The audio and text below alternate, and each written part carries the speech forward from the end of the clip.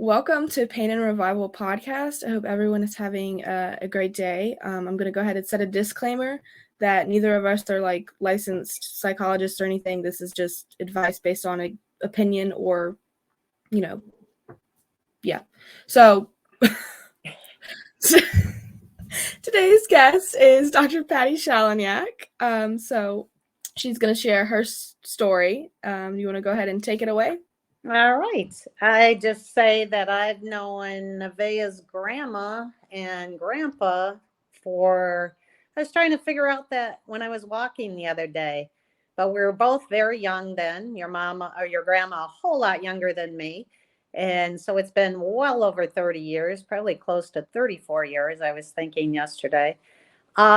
But your mom or grandma and your grandpa knew me when I went through a pretty stressful time of my life. And I was recently divorced, had been married for, what was it, a short 6, 7 years, something like that. And my ex husband and I were in practice together, both chiropractors. And when we started our practice, we started in a very small town in Michigan, a town of 2,000 people.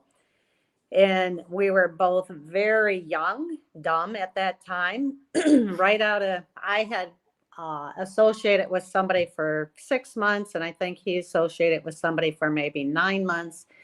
We opened our doors and we grew our practice amazing right at the start. So here we are, two young kids doing great, and then had two of our two kids together.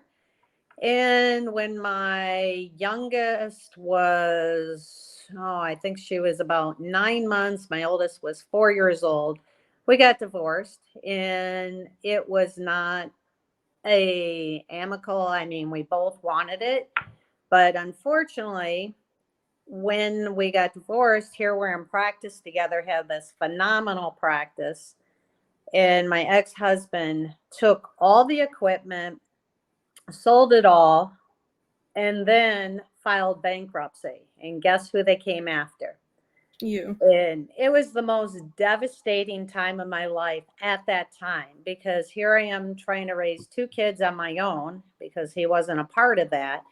And now I have this incredible amount of money that I'm going to be responsible for.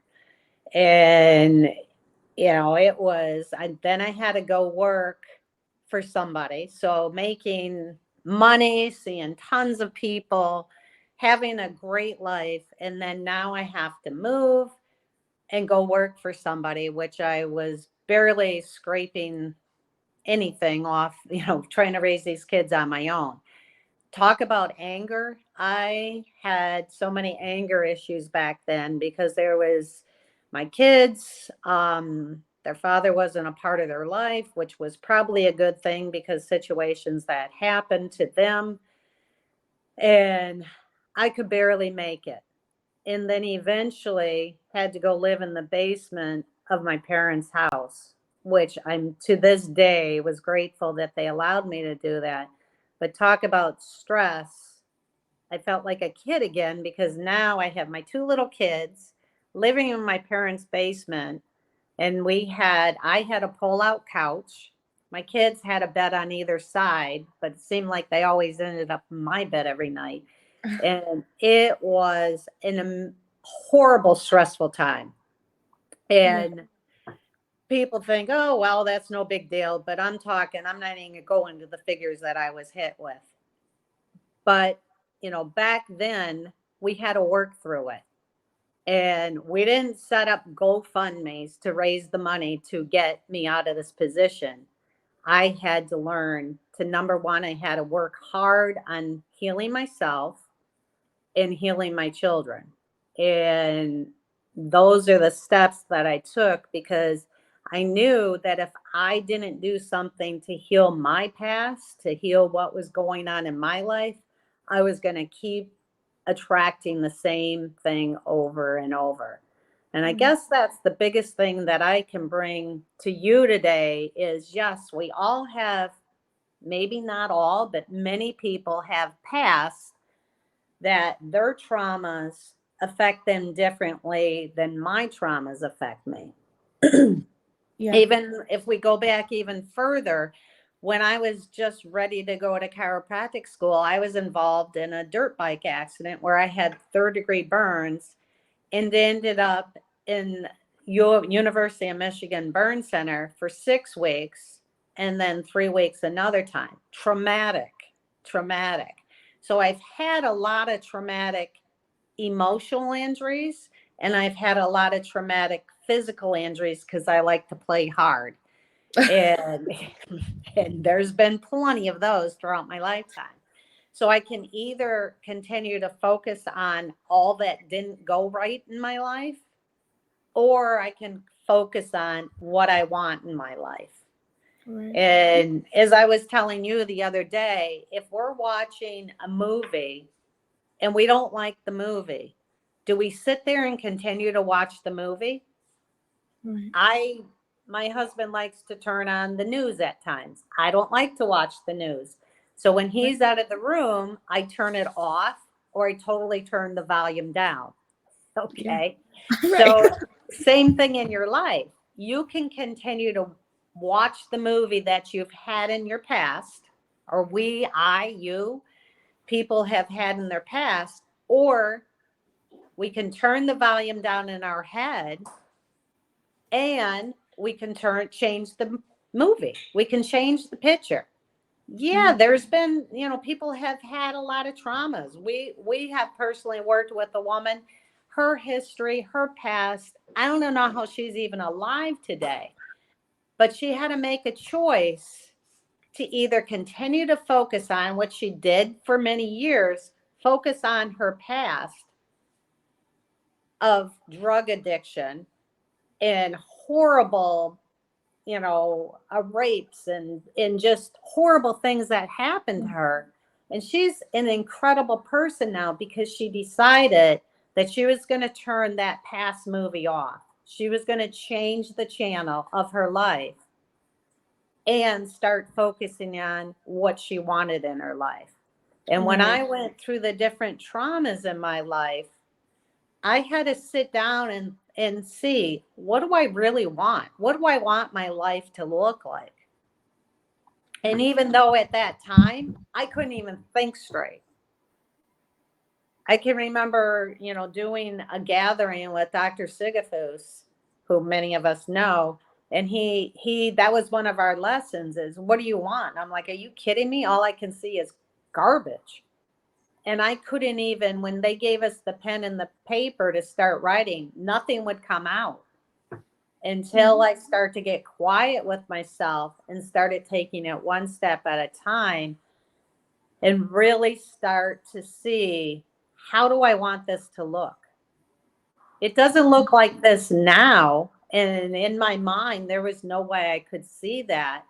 But as I always say, pretend like a genie comes down and grants you 3 wishes with absolutely no limitations on them, no financial limitations, no time limitations, nothing. Just pretend like we did when we were little kids, is pretend like you'd play those, you'd have these pretend characters in your mind. Go back to that and pretend this is how I want it to be. And that's what I started to do. I've done that in my life several times. Sometimes I still have to do that. And I even did that with my practice to rebuild a practice of how I really want it. Who do I want to attract in my life? What do I want to attract in my life? What do I want to be in my life? What do I want to do? And that's what helped to build me to where I am today. Not saying I have it exactly the way I want it, because there's always another level and we're constantly pulling those onion skins off. Right. Okay. So did you have to rebuild a whole new practice, or did you take over the one you had before? No, I had to rebuild a new practice with 0 in that practice. How did you balance trying to heal your children and heal yourself and then starting a completely new practice? That's a great question. And to think of those days today, it wasn't balanced at that time, because not only did I have to help to heal my children, okay, they were in buku amounts of uh, therapy, Right. okay, tons of therapy. Did they like it? They hated it. My oldest, absolutely, as she got older, hated it even more. And then I had to work on myself, and I did so much constant work on myself. I had to build a practice, because how was I going to live? I had to make finances somehow. So the practice that I went to, that I ran for 2 years, then I eventually opened up my own again and had to get out and meet people. I love, as you know, sports. Sports is my life. Being physically active is my life. So how did I do that? I looked at my life again. What is it that I love the most? I love kids. I love families. I love athletes. So those are the areas that I focused on. My two kids went to Montessori school. So I met a lot of people there. The problem was that was a half an hour away from where I lived at the time. Until eventually we moved closer, we were able to afford to move closer. Then I started going to a fitness center, a gym, where I met people. Then I started, my daughters played soccer. I met parents there. And where one day we were in the practice and I started attracting professional athletes. So it's started getting to the niche of what I wanted. I was also extremely involved in my profession. You know, as your grandma knows, I worked with her for many years, developing programs for it was called the Michigan Chiropractic Council at that time. I was on the state board of chiropractic examiners in Michigan for almost 9 years. So how did I balance my life? I honestly have to say, I don't think at that time of my life I was balanced. I was probably so out of balance. It was later on when I then wonder why I got sick. Right. And I ended up with a cancer, okay? And I ate right, I worked out, I did all the right things. But as you just said, how did I balance my life? I didn't balance my life. And the type of cancer I had was definitely a hormonal cancer, okay? And when you're in so much stress, especially emotional stress or even physical stress, I had a lot of physical traumas, then it affects the hormone situation in your life. And that's how I developed cancer. So go back to that, and that was just 4 years ago, almost 4 years, it'll be 5 in April. I had to learn, how do I heal my body? Yes, I've been under chiropractic care consistently since I was 12 years old. So for the last 52 years, I was a competitive runner from the time I was 12 years old, running 10 to 14 miles a day when I was that age. You think I was a little out of balance even then? Okay. The cortisol levels in my body were sky high. And then you take all the emotional trauma. Then in 1914, oh, I look good, don't I? It's amazing how good I look when I was 1914. No, in 2014, we sold our practice, and moved to Florida. Pat, the water. We sold the practice and moved to Florida. And now what am I going to do?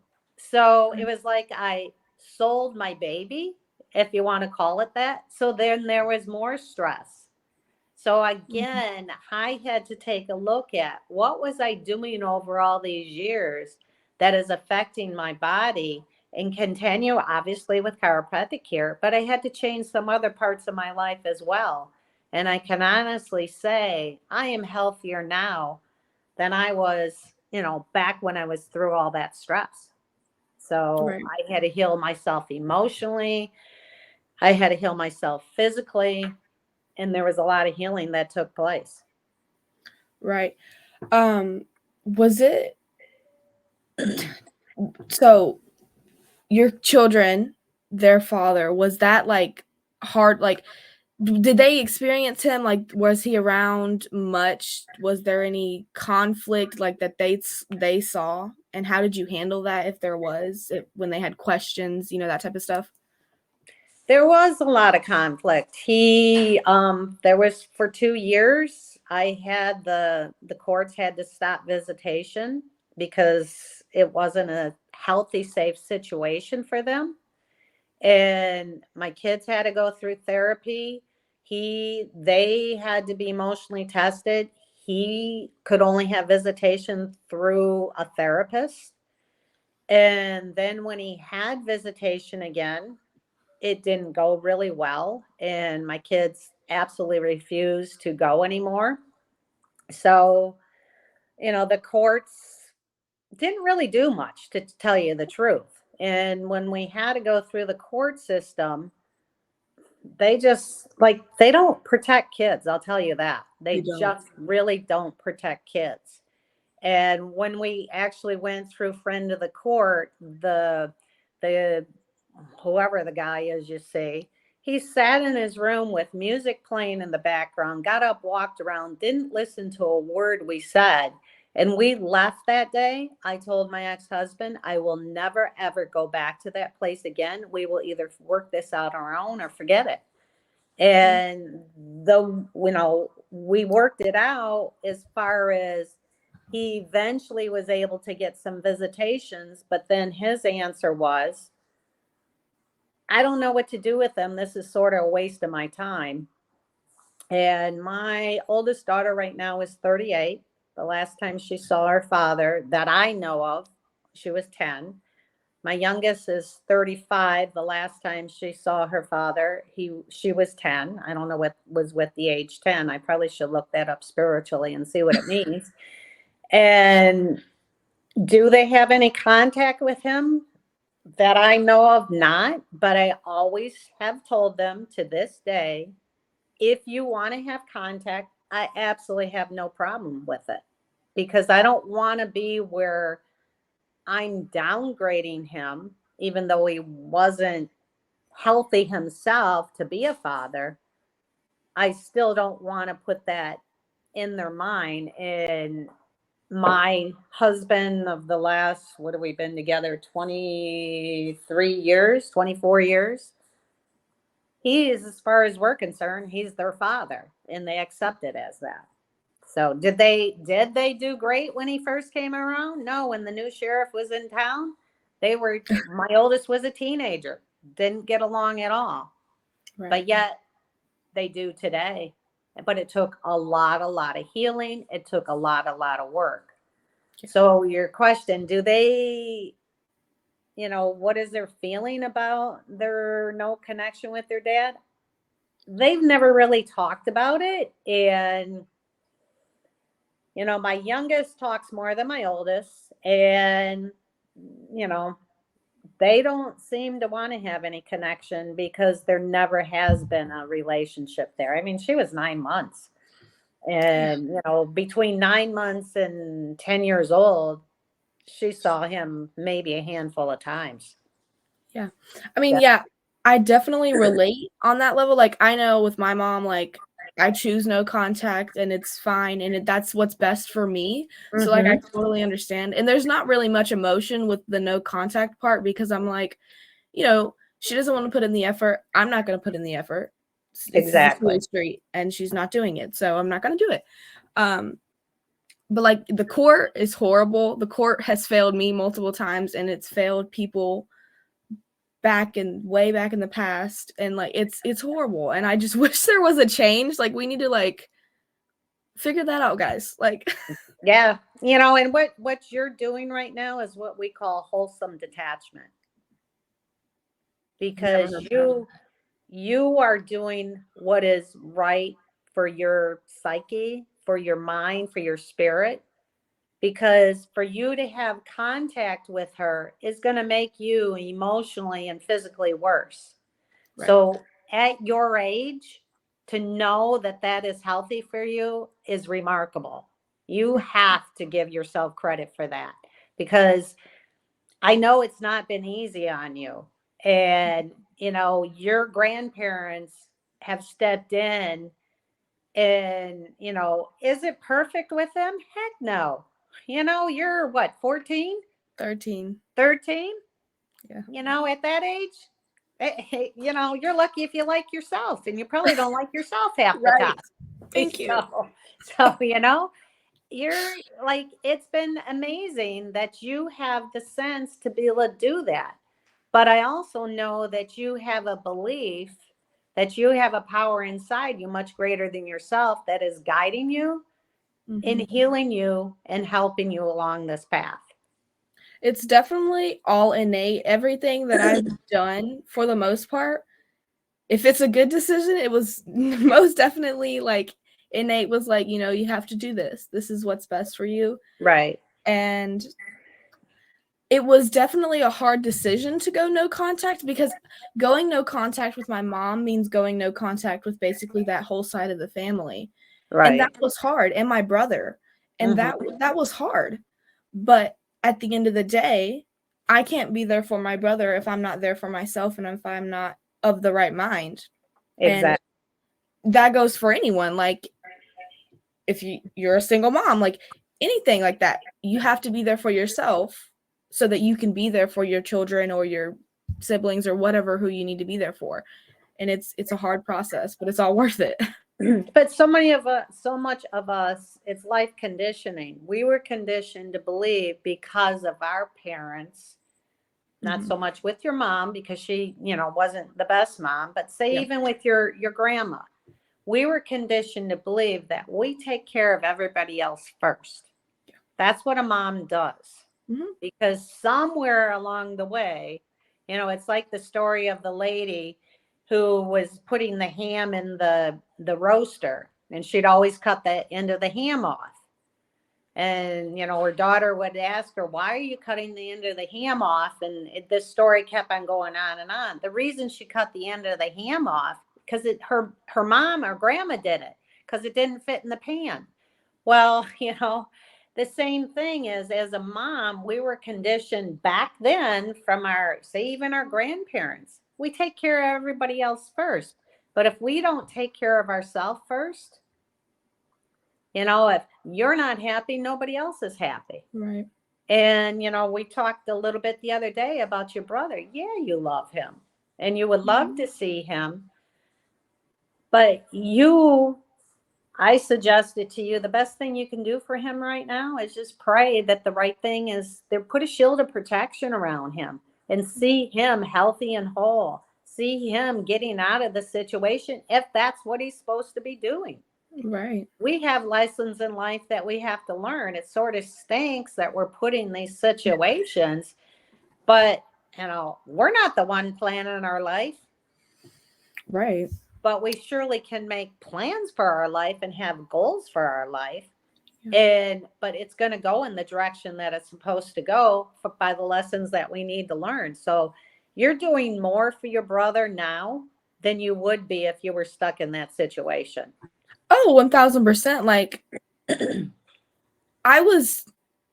biggest thing I think I had to learn from coming out of my abuse and being in it is that you can't be there for everyone else, like, if you're not there for yourself. That is the biggest thing, because Yep. I was the same, I still am this way. Like, I feel the need to help other people and be there for other people, no matter how poorly I feel or whatever. I still feel like, oh, well, they're going through something and that means I need to be there. But that's not what that means. You don't have Mhm. to always be there for everyone. You can't save every puppy in the pound.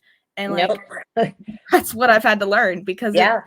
it's just like a mindset. But Yeah. And I mean, at 13 years old, look at the majority of 13-year-old, I'll say girls, if that's appropriate these days to say, where they're at in their life. They're so mixed up. Yeah. Are Oh you yeah. mixed up at times? Yes. But you know that even the word innate, do you think if you went to your volleyball team No. and asked each one of those girls what the word innate means, they think you're talking a different language. Right.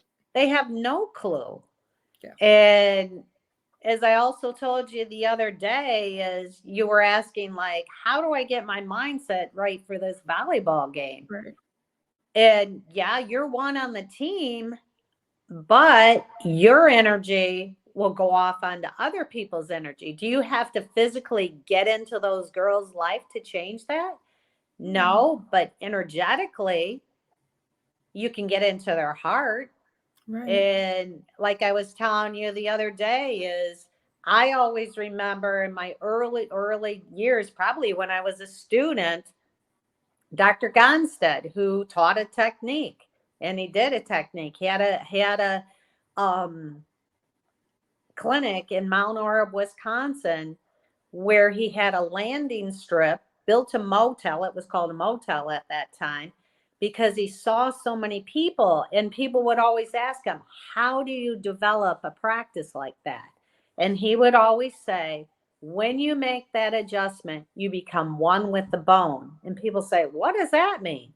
Well, when you're doing anything in your life, when you're playing volleyball, when you're, you know, working with whatever, you become one with that experience. See it how you want it. And as I told you, you like become one with the bone.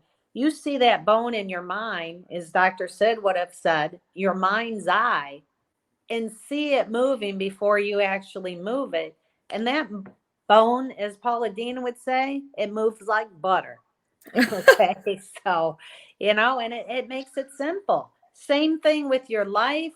People that, have a chiropractic practice, because I know you're in that realm of the world. How do you build a practice? One patient at a time, in your mind, see it how you want it, and Yeah. attract the people. Yeah. Don't just seduce the people. Even in your life, don't seduce people in. Attract the people you want in your life. And that's how you make your life better. And be present. Be very present with everyone. Don't take anything Exactly. for granted. Yeah.